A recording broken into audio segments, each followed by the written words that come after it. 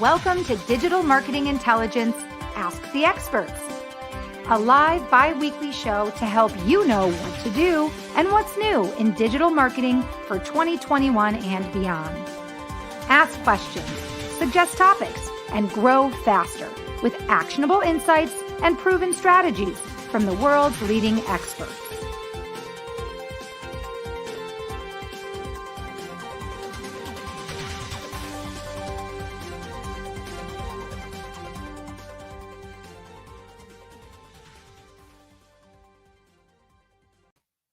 Hi, everybody, and welcome to Digital Marketing Intelligence Ask the Experts.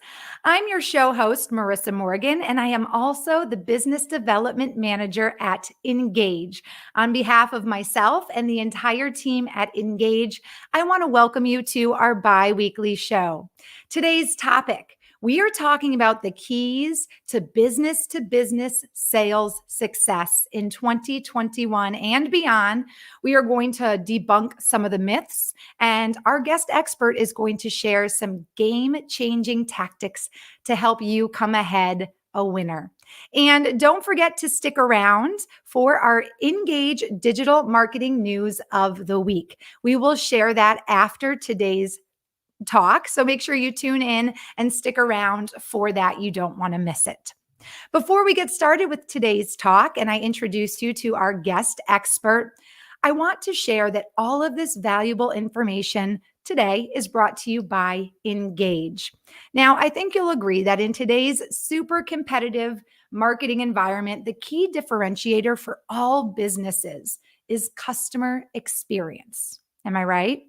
Happy customers buy more, they return less, they convert faster, and they remain loyal. I want to share a little information with you about the customer optimization experience. So, the key to providing your customers with the best possible customer experience, well, first, you want to make it convenient for them to communicate with you. And second, you want to give them reasons to trust you and your business. And that is where you'll want to check out Engage. Engage offers free forever tools that are all focused on optimizing customer experience. Okay. So with Engage, you and your team can communicate with prospects and customers where they are, when they prefer, and in context across multiple channels. Well, that is the ultimate in convenience. Am I right? And you can also use Engage to help build trust. You can personalize conversations and you can personalize product recommendations. And that helps you convey the belief that you understand and that you care about your customer. And that is what it's all about, optimizing that customer experience. Make sure at the end of our show, you hop over to www.engage.com and check out more. And I want to pop that up on the screen. If you want to screenshot that, there is our URL. And all of the tools at engage.com are free forever. So check them out after the show. Okay, without further ado, it is time for me to introduce this week's guest expert coming to us all the way from Scottsdale, Arizona. Our guest expert today is Tom Williams. If you don't know Tom Williams, you need to. Founder, president, vice president of sales and marketing, author, and registered respiratory therapist are just a few of the titles that Tom has held throughout the span of his very impressive career. Today, Tom is currently the founder and chairman of Strategic Dynamics, Inc., a firm that helps organizations accelerate revenue generation by improving sales effectiveness. The firm offers new hire and behavioral style assessment tools that specialize in leadership, sales, management, conflict resolution, and communication. He also helps with the buy-sell process mapping, development of sales playbooks and buyer personas, and all of his programs are based on two books that are co-authored by Tom. The first book is called The Seller's Challenge: How Top Sellers Master 10 Deal-Killing Obstacles in Business-to-Business Sales. And his second book is titled Buyer-Centered Selling: How Modern Sellers Engage and Collaborate with Buyers. Tom's 25 plus years of experience consistently building shareholder value in medical and technology has really created an amazing career span for him. And today he's here certainly to share his expertise on business to business sales. And not only is he going to offer some insights for us, but he's going to debunk some myths and teach us how to master the business to business sales game. Tom, welcome to Digital Marketing Intelligence, Ask the Experts. Well, thank you, Marissa. I appreciate that warm introduction. It's a pleasure to be with you today. We're so happy to have you here. And if you're joining us today and you're tuning in for the show, please let us know where you're tuning in from. You can drop that little detail in the comment section.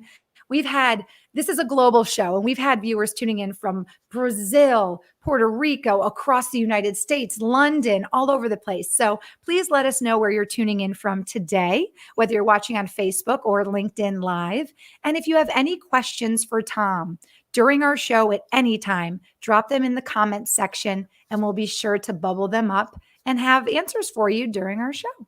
Well, Tom, your 25 plus year business, marketing, technology, healthcare, respiratory therapy, very interesting. Your career is very interesting. I'd love to learn a little bit more about the path that led you to found your current company, Strategic Dynamics. How did that come about? Well, Marissa, it's kind of interesting. I was a senior executive with two different companies that went public. One was a medical device company. Another one was a hospital management company. And so I learned what that experience was all about. And then I started and sold a medical services company. And after that, I thought, it'd be kind of fun to run and start a small boutique, sales and marketing consulting company, where I didn't have to worry about growth, earnings, and being on that treadmill, every single day. So I work with clients that are on that treadmill, but, we're not on the treadmill. You are almost like their personal trainer. You've got that slice of pizza and you're dangling it and they're running for it, right? Exactly. Well, as someone who has not only co-authored several books, founded your firm, and really is very strong in the coaching and the consulting category, what are the most common problems, or what is the most common problem that you find your clients are coming to you to help solve? It's a really interesting question, Marissa. I think it's a couple of things. One is buyer centricity. Everybody, the buzzword right now is how to be buyer centric. And I think our second book has really resonated, with people as to how do you become more buyer centric. And when you kind of drill down underneath that, there's generally some really interesting topics that arise. One is, how do I overcome status quo? How do I deal with the procurement, the rising number of procurement professionals and their demands within their buying organization. So those are some of the common themes that we're seeing, every day. And do you find that those themes, the need for buyer centricity, really customer experience, do you find that those needs and issues vary by industry, by company size, by geography, or is it kind of the same across the board? I think it's pretty much the same across the board. I think the smaller companies and mid-sized companies have more struggles than the larger companies because they've got less resource, and I think they have to deal with it. But by and large, everybody is trying to grow and increase their win rate. And and what's interesting is the win rate has stayed stagnant for the last 10 years. It's right around 47%. And so it's obvious to me that what's happened in the past, a lot of the training and things that have occurred, just isn't working. And so companies are looking for a change, they're looking for something different, and everybody's trying to become more buyer-centric. And that is why they come to you. You've co-authored 2 books, you've founded your own firm, and you are an expert on business-to-business sales. How do you say that word? Efficacy? Is that right? Yeah, I don't know if I'm an expert. What they say is an expert is a guy who comes in from out of town. And that may be the best, one of the best definitions I've heard of being an expert. Because I don't think you ever stop learning. So I don't know that you're ever really an expert. You may be an expert in training, I guess. Well, you are basically coming in from out of town through Zoom. And before we get into the meat and the potatoes of our talk today and talk more about the modern buyer and how that affects a business to business sales approach, I know everybody tuning in right now, including Claudia, by the way, who's tuning in from Brazil this afternoon. Hello to you, Claudia. If you have any questions, drop them in the comment section. And thank you for tuning in. She's watching on LinkedIn Live. Everybody is probably going, whoa, look at this guy's office. In a time where we're all working remote, right? Or many of us are during the pandemic. This is new for many of us, including myself. But something tells me that you've been working remote from that office since way before the pandemic. Am I right? What is happening? Yeah, I've been working remote for probably the last 15 years. And you're right. This is a fun office. You kind of get a glimpse here. This is like a baseball museum. There isn't anything in here that's worth any money. It's just a lot of trinkets and what people call trinkets and trash all around baseball that decorates my office. It's kind of a fun office.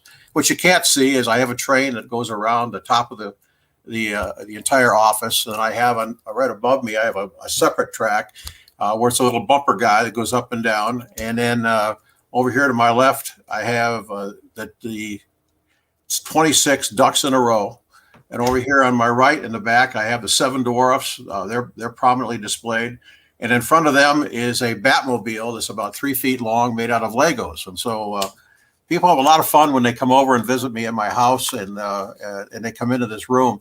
It's hard for me to get them out of my office, but once they come in, it's kind of a fun place to visit. But it's even more fun place to work, right? I never get too high, I never get low. I just look around at all my stuff and have a good time. Well, the one question that comes to mind right away is, who does the dusting at your house?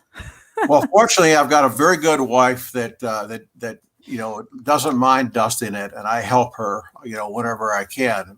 She's probably more diligent about it than I am. I kind of can take the dust, and she kind of looks at it and says, "I can't believe you're working this dust." So she kind of keeps it pretty clean. But yeah. It does require some due diligence on both of our parts to keep the dust away. Well, your office takes the cake compared to mine. It's a pleasure to have you on the show, and really fun to see the backdrop with which you kind of conduct all your business. So you have to have fun when you're working, Marissa. That's right. If it's not fun, why are you doing it, right? Right.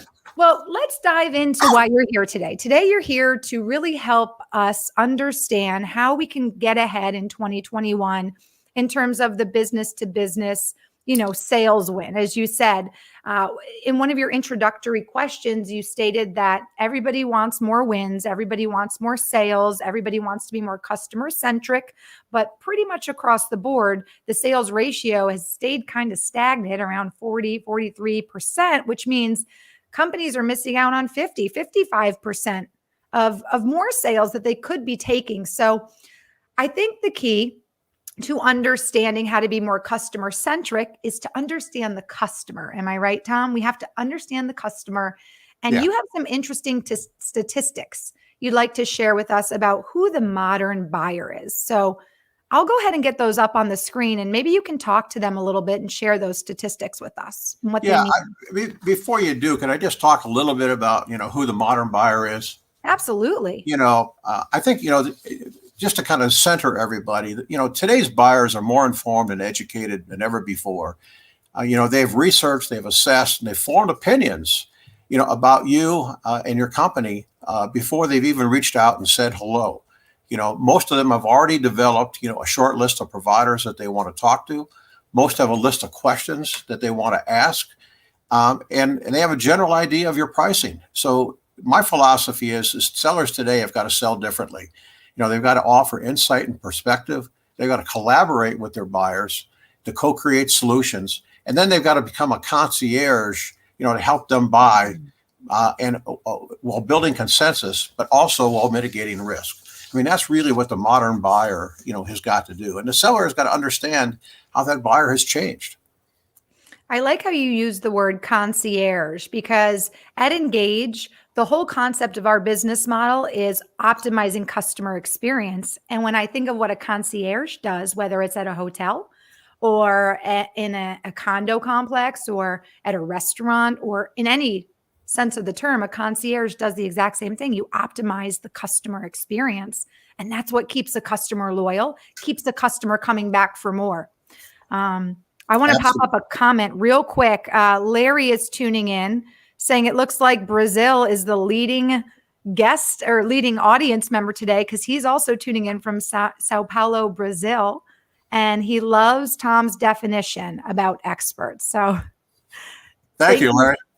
Thank you so much, Larry, for dropping us that comment. We love when everybody engages with us. So make sure you drop your comments and questions in the comment section, and I'll get to them as you drop them. So talking about the customer experience, the modern buyer and how they are different. Can I go ahead now and pop up those stats? Sure. All right. These are very interesting statistics. So everybody at home can follow along. I've popped them up on the screen, and Tom, I'll let you take it away. What are the statistics? Well, first off, Marissa, thanks for popping that up in a slide because I think it's good for people. They can take a quick screenshot of that if they want. But let's kind of walk through each one of these. When you talk about who the modern buyer is, startling statistic: 42% are under 40, and they all grew up with technology. And what that means is, to me, is they're digital natives, right? And their phone is now an appendage, and it's a gateway for information. So they can they can get information driven to them, or they can go out and extract information. And this means there's a generational shift occurring, in B2B buying. And the implication is how are we going to understand that new generation of buyers and how they want to buy? Because it's different. It's different than the older generation. Mm-hmm. Second thing is 74% did more than half of their research online before making a purchase offline. And again, this means there's a greater reliance on independent research and really self-diagnosis. And it's amazing to me how many customers that we have come to us that have already diagnosed what they think they need. And we still have to go through a rigid process to make sure that what they need or what they think they need is really what they do need. And the caveat I would put with that is when customers or prospects do their research, what they end up doing is they know what they know, they know what they don't know, but they don't know what they don't know. And that last part, they don't know what they don't know, is what I call the white space. And that's what good salespeople, uncover and address with salespeople. Now, wow. I've heard people say that before in different contexts, but it makes so much sense. If you don't know what you don't know, well, what happens when the salesperson enlightens you or teaches you? That right away builds trust, right? And then you're more inclined to maybe purchase from that. Exactly. You can only learn so much online, and at some point you end up with information overload, right? And or you get conflicting information. You say, okay, what's right? What's wrong? Good example is that 42% number. I've read that number three different ways. I read one yesterday which said 60%, another one said 50. We're going with 42% because I think it's a more valid, source. But you're going to get different people look at these statistics in different ways. Third thing I think is really interesting, and that is that 65% of B2B buyers rely on peer recommendations and independent review sites because they trust those more than a sales professional. Well, that's a startling statistic, and one that is frankly disconcerting because as a sales professional, I'm concerned that we're coming across in a non-professional way, to so many buyers, and so I think that we have to look at that and understand that's how buyers are perceiving us. Mm-hmm. Thirds of buyers prefer a remote human interaction or digital self-service. And what this means is they're looking for an omni-channel experience. They want to buy differently. And I think this remote human interaction is not going to go away. Even after we're done with the pandemic, I think what people have learned is it's a pretty cool way to engage and work. And we'll get some people will want face-to-face, in-person dialogue. We're going to see more and more, want to go to an omni-channel experience. And last is 75% use social media.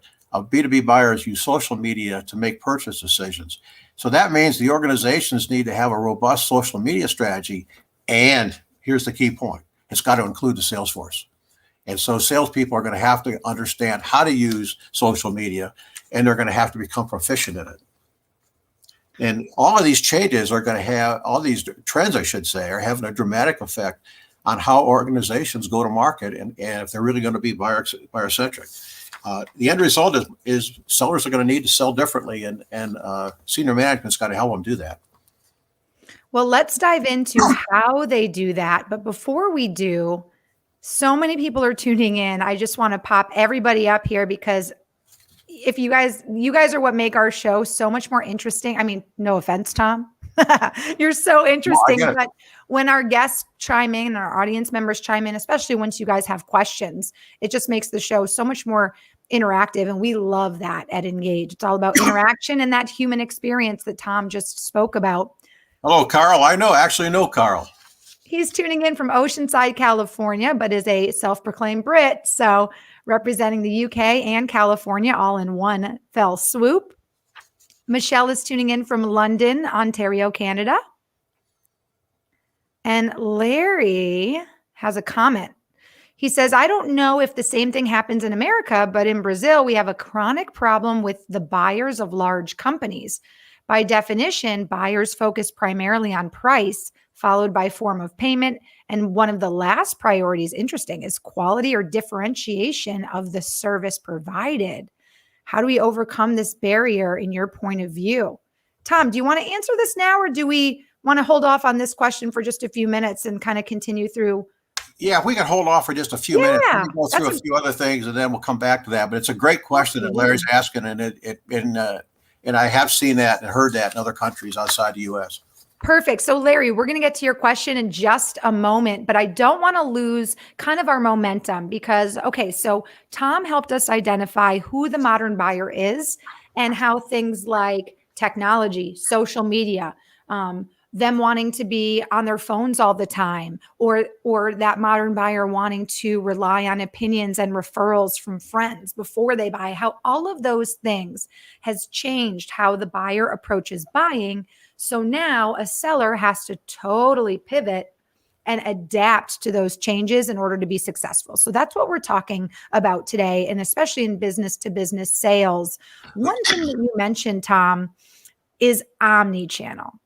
Now, I understand coming from our Engage platform, which is all about multiple channel and omni-channel. I know what that means, but to break it down for someone who's tuning in, what does omni-channel mean to you, Tom? And what does it mean for a business to business sales approach? What is that? Sure. The way that I define omni-channel is an omni-channel experience is used by B2B organizations as a multi-channel approach to marketing, to selling, to serving customers in a way that creates both an integrated and a cohesive customer experience, no matter how or where the customer wants to engage or reaches out to you.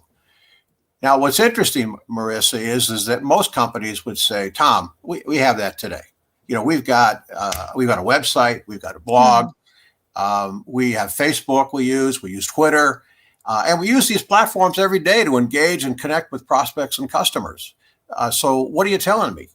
And I think the key difference is that an omni-channel experience accounts for all the devices and all the platforms that a customer will use to interact with your company.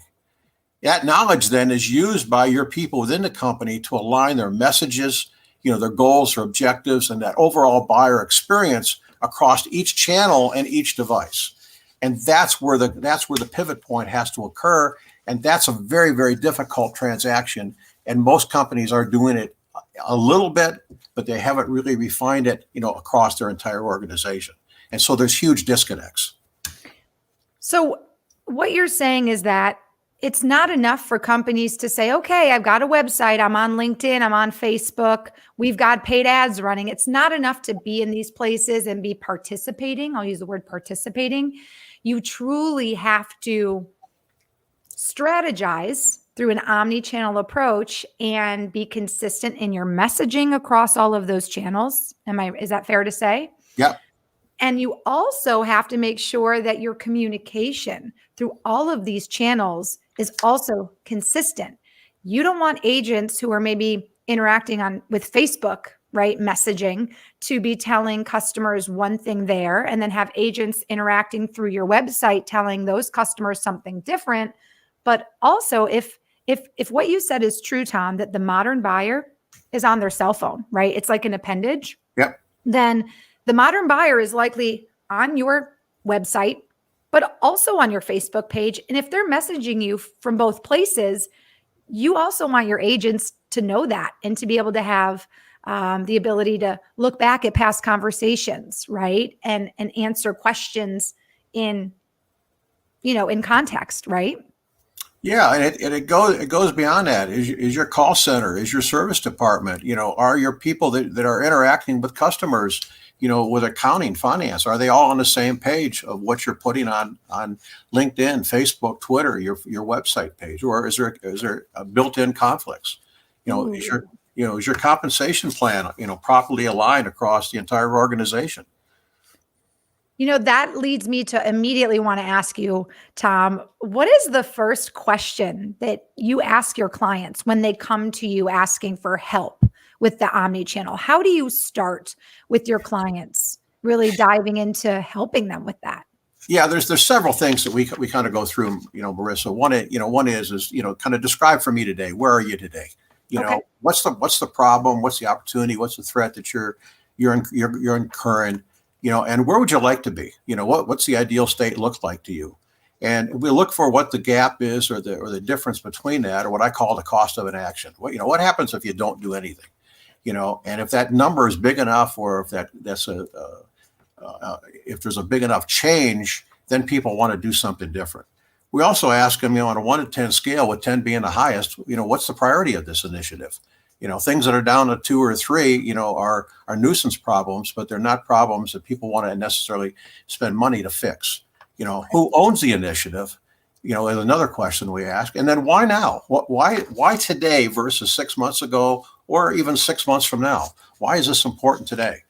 Once you start to get that information, now you can start to wrap your hands around, whether you can help somebody or not.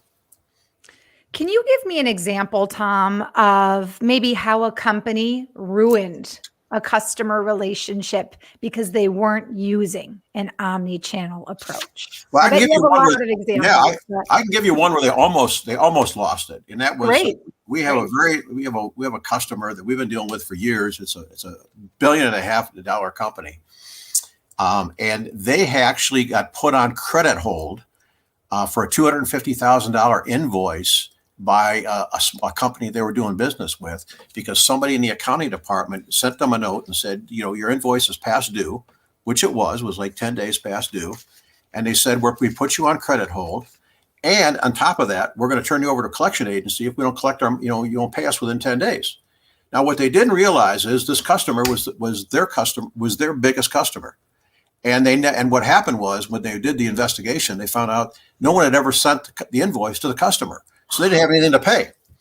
And they almost lost the entire account after having it for like 15 years over one guy. When they traced it back, and they claimed that they were a customer-centric organization. In fact, they actually had a logo that they used and slides that they used with customers to say, we put you right smack in the center, and everything that we do is around the perimeter, right?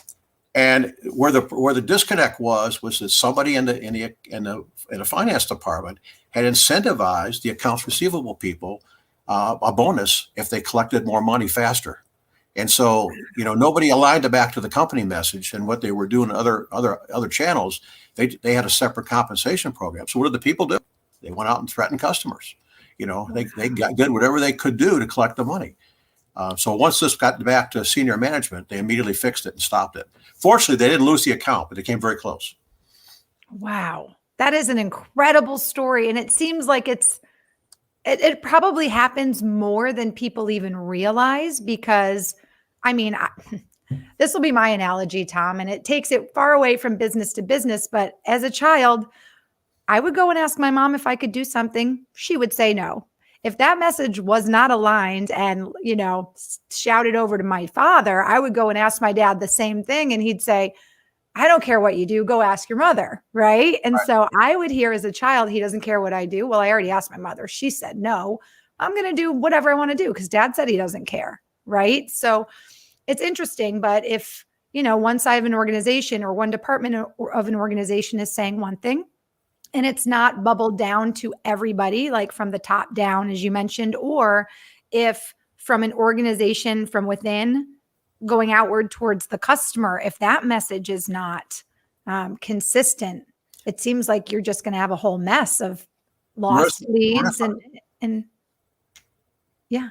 Yeah, Marissa, I could give you example after example after example on that. I've been teaching, facilitating large account management, programs for 20 years. And I can tell you 90% of the time clients engaged with me was after they lost a major account.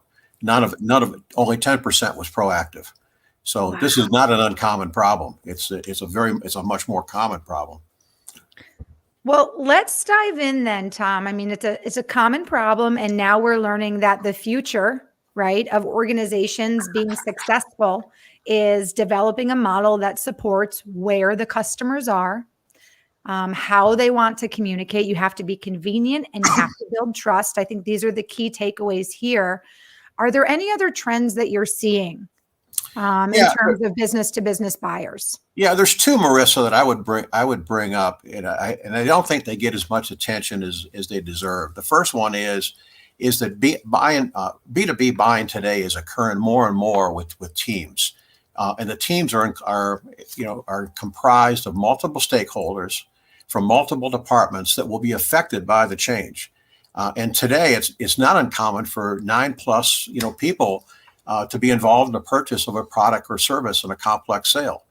The challenge is that this large, diverse group often doesn't know how to buy because they've never bought this particular product or service in their organization, or they don't even know if their organization has a specific buying process that they need to go through. So as a result, they have a tough time reaching consensus because there's so many people with diverse ideas and diverse opinions. And sellers need to help them with that process. And so, one of the ways that we've done that is with the outcome enablement plan. And what is an outcome enablement plan? Yeah, an outcome enablement plan really, at its very basics, is just simply a plan between the buying and the selling organization to explore jointly the feasibility and benefits of a business relationship. So think of it this way. It outlines the key elements of how a buying decision is typically made in different companies. And so you outline a list of milestones, the major milestones that you have to go through, and then you list underneath each milestone what are those activities that need to be done. And when you do that jointly with the buyer, what you're really doing is helping him through a maze that he or she doesn't understand in their own organization. And so it becomes a tremendous benefit to them to have all this insight and information, in advance. And so what it really does is that it makes sure that the opportunity, doesn't get, stalled, doesn't get delayed, or doesn't get set aside because people know what they're supposed to be doing. It's a really powerful plan, and we've been using it for years. And when I present the idea and the concept to prospective buyers, they love the idea. I mean, they salivate over it. They just can't get enough of it. Can you give us an example of maybe an outcome enablement plan in action? Yeah, I'll give you one. I can give you one. One that we just closed a large consulting agreement, about a month ago, and what was happening, what we introduced the plan to our contact, and what we did is we helped her think through what the project scope was, who the stakeholders were that were going to be involved, that we would need to have an interface with, and access to, in order to interview. What were the deliverables that we were going to provide and that they needed to see? What was the decision criteria, their decision process? What was the timing? And what was and then we laid out our payment process. And so it was laying all this together out, and it just made it very streamlined and very easy, for them to say yes. This all makes so much sense to me. And it's just so interesting because at the end of the day, you're right. If the modern buyer is changing, or even the process of buying is changing, you just mentioned the trend of buying in teams. Well, then, of course, in business to business sales, you have to change your strategy. You have to adapt. Omni-channel is an excellent way to adapt to the change. And then also, and I'm just repeating this in case you're just tuning in to join the show.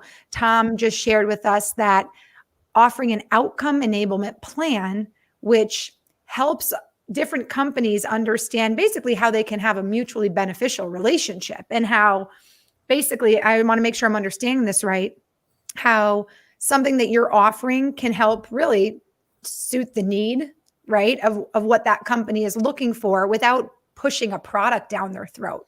It's a bigger picture of creating almost a relationship. When you start with the outcome that they're looking for and you work backwards, now what you're able to do is to keep their eye on the outcome and what they're going to get out of it. And that and by itself mitigates you being commoditized, because they immediately perceive you as someone who's selling differently. And the other thing it does is it eliminates a lot of the price objection, because they see, here's my here's my problem, here's the size of it, here's how these guys are going to help me solve it. It mitigates in a great way that question the gentleman asked earlier. It helps in a big way to them to commoditize you and ask you to just give them price. Great. Excellent insights, Tom. So many people are tuning in, so I want to make sure to pop up all the comments here, and then we've got a few questions coming in. Don't forget, Tom, you did want to share one more trend, though, and I think that maybe had to do with the subscription model. So we'll get to that in just a moment. Michael Spence is tuning in today. He's in your fan club, apparently, tuning in from Toronto. Hello, Michael. Yeah, I'm actually in Michael's fan club as well. I've known Michael for years and learned a lot from him. So it's great that he's on board and he's a fan, because I'm a fan of his as well. Wonderful. And then this guy, Achochi, is tuning in, and he may be, winner of our number one top fan. He's tuned into every single show that we have gone live on LinkedIn with. So Achochi, thank you so much for tuning in today. And he commented that brand communication begins with orientation and training of staff. They're the faces of the organization beyond logos and marketing messages. I think that's a really great point, Achochi. So I think he's nailed it. Hats off to you, Achochi. I hope I didn't mispronounce your name, but you've nailed it. Absolutely. Thank you so much for dropping us that comment. So I've got a couple questions, Tom. Let's go ahead and pop those in. Let's see what we can do in terms of kind of exploring these questions, and then we'll continue with our last trend and kind of give some more examples of how we can use the omni-channel approach to kind of work through and pivot with these trends. So back to Larry's question, is the whole idea of overcoming this barrier. So his question again was, in Brazil, they have the chronic problem with buyers of large companies. By definition, they focus on price primarily, form of payment, and one of the last things that they prioritize is quality or the differentiation of service. How is it possible to overcome that barrier in their point of view? Yeah, I think you have to, I'll answer it a couple different ways. One is that the entire procurement, he's absolutely right. The procurement function is undergoing a metamorphosis, and most of the time, procurement has been paid in the past on lowering a price, and that's how they've been compensated in terms of a bonus program. Is how much the percent of companies spend they've decreased on a year-to-year basis. That fortunately for sellers, that's changing, and there's a big move amongst procurement across the globe to be more innovative and understand how they can drive better outcomes for their organization. So I think there's a couple of potential strategies to use. One is to understand what is the level of maturity of the procurement department you're actually dealing with. And we actually cover that in the Seller's Challenge book. The second thing is to always sell on value, and the value starts with really differentiating and not allowing the company to commoditize you. in any way, shape, or form. And I think the third thing is what I addressed earlier is really understanding that before where they are today, where they want to go to, where that gap is, and what's the priority of that, and showing them what they're leaving on the table by taking a reduced or inferior type product. I think it's just really hammering hard with that value in a consistent way.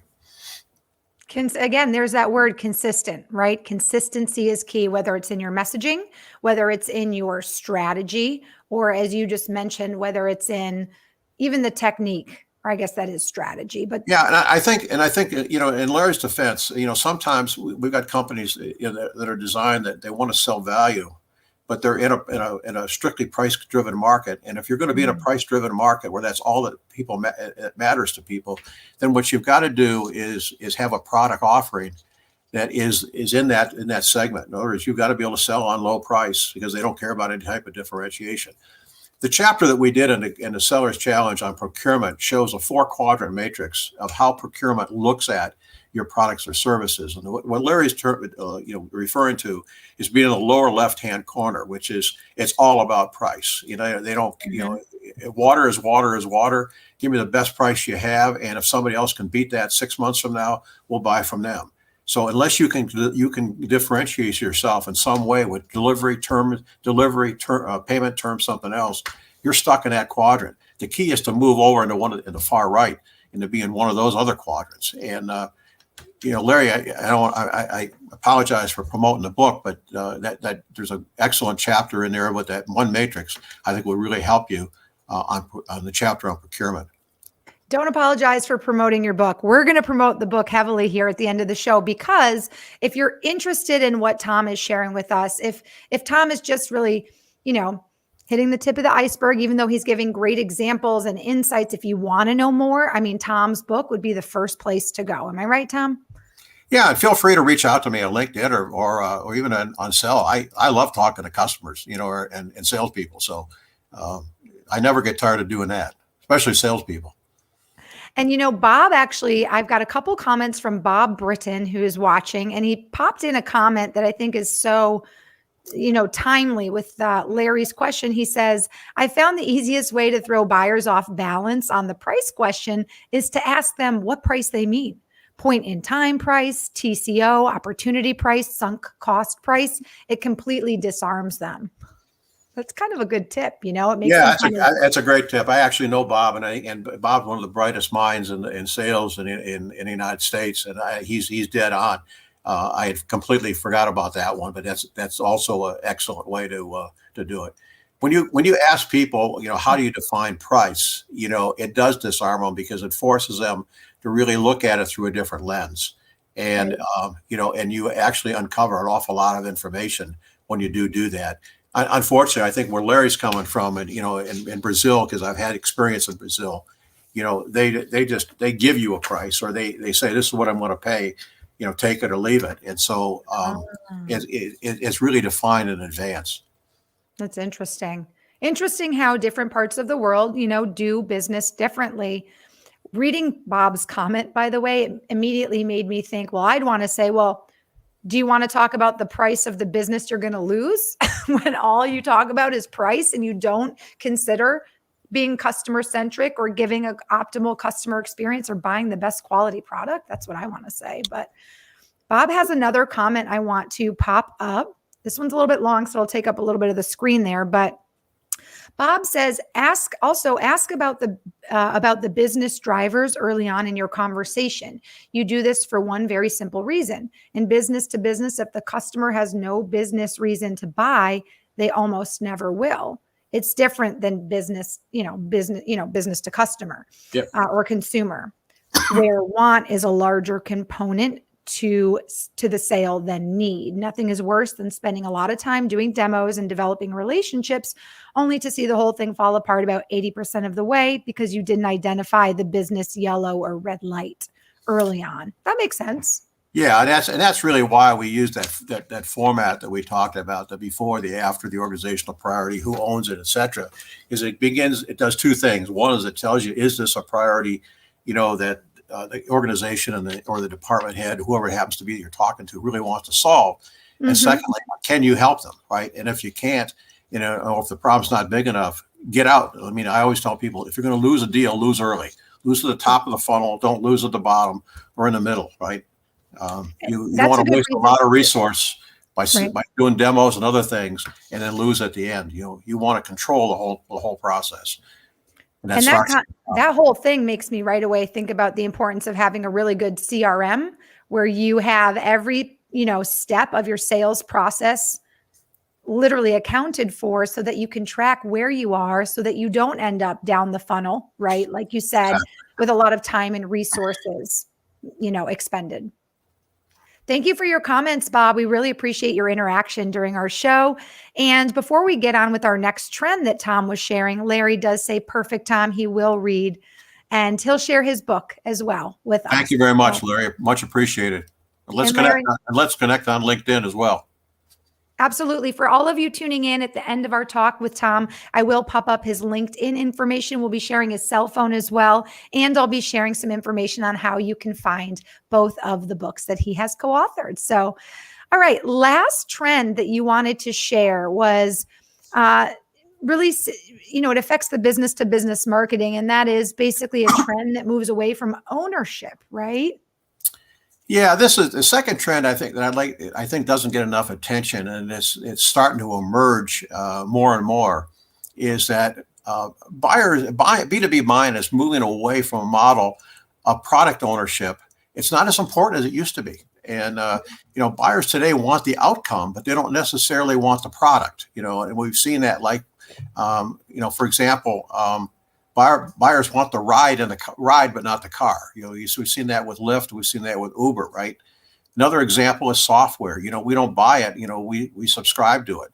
And in essence, what we're doing is we're buying a value proposition that's not a product, and increasingly buyers are looking for new, novel ways to obtain your product or service. And this requires out-of-box thinking by organizations. So interesting. So what is an example that you can share with us in regards to, where you've seen this either help or hurt a business in terms of, tying that in with customer optimization and creating a customer-centric experience? An example of this kind of model happening in today's? Well, I'll give you one example from a press release that I saw just probably 2 weeks ago or something. Maybe it was a little bit longer than that. I guess it was longer than that. I guess it was. I read it 2 weeks ago. It actually came out like 6 or 7 months ago. Mm-hmm. It's with the example I would use is with healthcare. It's a sector that we do an awful lot of work, Marissa.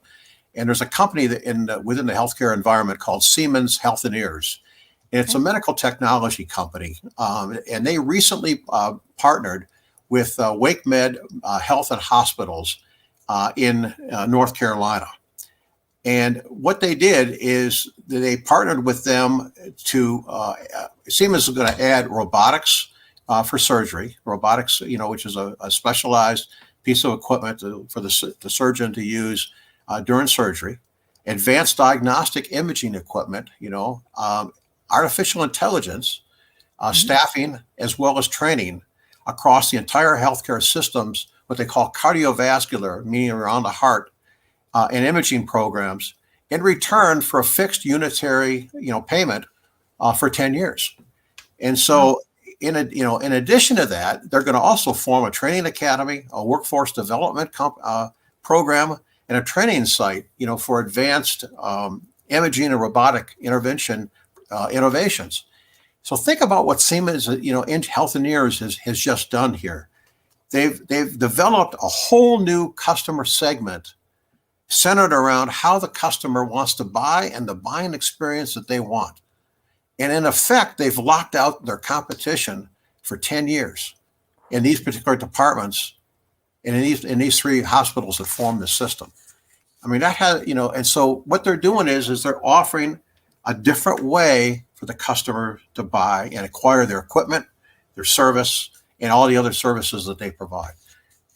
And it sounds like they're making it so convenient, which is key, right? If they only have one, if this hospital chain only has one payment to make, whether it's once a month or once a year, to one company who has Yep. now provided them with basically 10 different areas of product, intelligence, staffing, technology, artificial intelligence.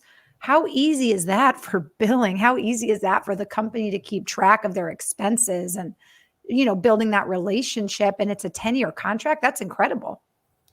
Yeah, I'd like to be in the sales representative or the sales exec that sold that contract. That's a pretty nice deal. You're going to get paid over a 10-year period. He's probably watching our show right now live from the island of Tahiti while he Yeah, drinks pina exactly. colada. Yeah, yeah, yeah. He now doesn't need to work anymore.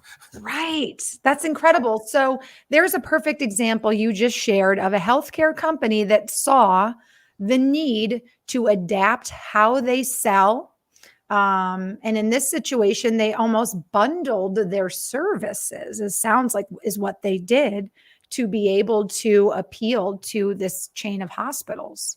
Is that right? It's all about how do you create disruption in a positive way that aligns with the buyer. Engage is all about disruptive and disruption. Those are our key words. Our platform, it's disruptive because it's free forever. People are like, how can it be free? Well, it is. And there's a lot of competitors out there doing exactly what we do. I mean, we do it better. I'm just saying, but we're able to do it free and give businesses the chance to scale and grow and optimize the customer experience. And I think what we've learned today, Tom, is that is what it's all about. It sounds like from what you're saying, businesses, whether it's business B2C or B2B, they have to be customer centric to succeed. And they have to optimize the customer experience. And to do that, you have to be convenient. You have to respond where they are. You have to where your customer is. You have to be on social media, and you have to be really good about aligning your messages. Am I right? Is this all fair to say? Is this really the ultimate takeaway? Absolutely. Yay. Well, you have shared so many insights. I appreciate all the examples that you shared with us to highlight all the trends that you're seeing and the statistics on the modern buyer, all very, very helpful. And I think whether it is B2B or, if someone's tuning in and they're thinking B2C, I think a lot of the trends probably carry right over. Would you agree with that as well? I would. Yeah, I would. I think if you think about it, we're all B2C consumers. And what we're seeing is that we're all looking for a better buying experience. I call it a frictionless buying experience. And if you see that and you attain that in your B2C market, then it automatically transfers over to you. We get back to B2B and say, why does it have to be so hard here? Why can't we sell differently? Or why can't we buy our products differently? And that's causing that metamorphosis. We're starting to see it now, like with the advent of what Siemens is doing and others. But we're going to see much more of it. There's a huge opportunity for companies to differentiate themselves.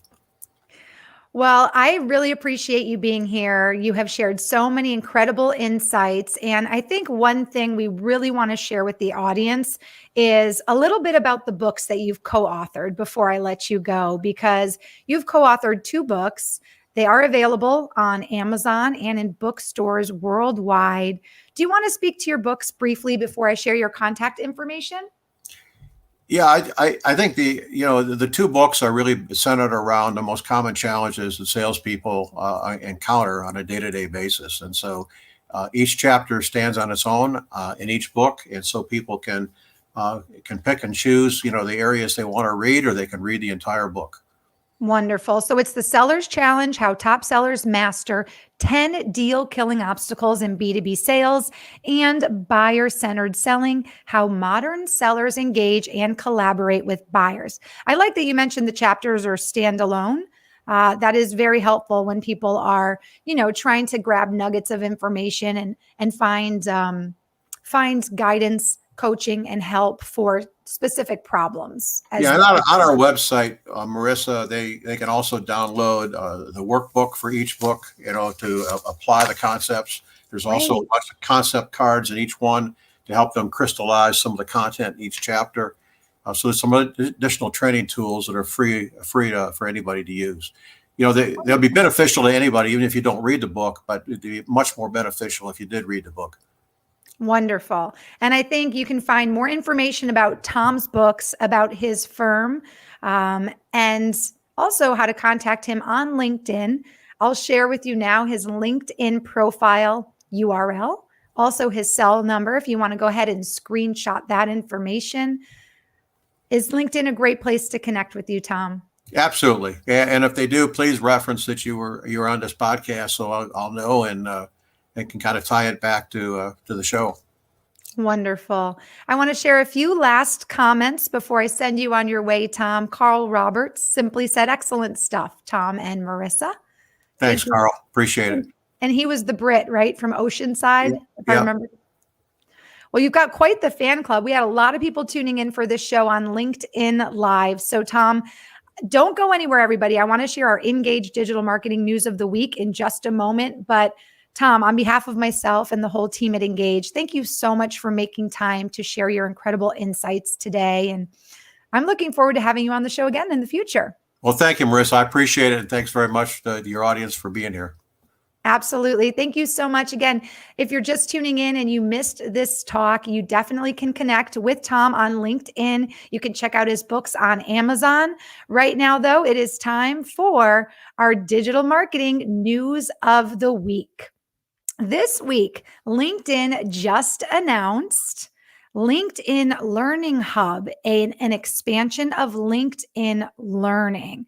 Let me pop up our banner in case people are just tuning in. It's the the Engage Digital Marketing News of the Week. And this week, it's the LinkedIn Learning Hub, an expansion of LinkedIn Learning. In the announcement, LinkedIn stressed that in a world where skills are the new currency, organizations need a learning solution to help them build those skills at scale. Learning critical skills quickly is an imperative part of the new world of work. The World Economic Forum predicts that 85 million jobs will go away and 97 million new jobs will be created in the next 4 years, 97 million new jobs. Organizations today need to understand the enormity of this shift. And according to findings in the 2021 Workplace Learning Report, upskilling and reskilling is the top priority for learning and development professionals globally. You can find out more about how Learning Hub can help your organization build the skills they need at scale in a very informative article. And I will pop that article's URL up for you now. You can screenshot this and visit this article on LinkedIn. So this is our digital marketing news of the week. It is all about a brand new LinkedIn Learning Hub, and it is an expansion of LinkedIn Learning. So check out this article. That was our digital news of the week for this week. And again, I want to thank you all so much for joining us. I want to thank our guest, Tom. And if you just missed this show or you're just tuning in, maybe you have colleagues that might benefit from Tom's incredible insights on how to achieve more business-to-business sales and increase profitability in 2021, you can check out the Engage LinkedIn profile page. I'll pop that up for you on the screen. Let me find our LinkedIn page. Boom, there it is. You can check out our LinkedIn profile page. You can also visit us on Facebook to watch the taped show of today's show, and you can share that with your colleagues as well. If you have any topic suggestions for our show, you can contact me by connecting with me on LinkedIn as well at Marissa Morgan, or you can drop me an email at marissa.m@engage.com. Please feel free to drop me any topic suggestions, or if you have any questions for previous guests or would like more information on Engage, that would be the place to reach me. Thank you so much for tuning in on behalf of myself and the entire team at Engage. We can all agree today we learned it's all about being customer centric. It's all about optimizing the customer experience by being convenient for your customer, communicating with them across multiple channels using an omni-channel approach, and also by building trust. And you can do that when you utilize the Engage platform. So make sure after our show, you check us out. We are Engage, and our website is www.engage.com. Be sure to tune in on Thursday at 12 p.m. Eastern for our next episode of Digital Marketing Intelligence, Ask the Experts. On behalf of myself, again, the entire team at Engage, thank you so much for tuning in. I'll pop up our last few comments from viewers. Larry says, thank you so much, Tom and Marissa. Very nice stuff. Bob says, nicely done, folks, and thanks for the shout out. You're very welcome, Bob. Claudia, who's tuning in from Brazil, also says, thank you. So if it wasn't for you watching and tuning in and interacting with us, we wouldn't have a live interactive show. So make sure you tune in again on Thursday and check out our LinkedIn page for our upcoming show schedule. Thank you guys so much for tuning in. We'll see you next time.